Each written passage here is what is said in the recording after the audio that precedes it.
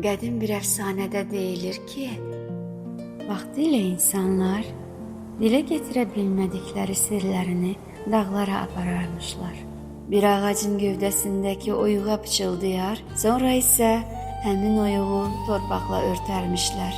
Beləcə, sirlər torpağın səssizliyində yox olub gedərmiş. Bəzi sevgilər var ki, dilə gətirilməz və orada unudulmaq üçün buraxılar.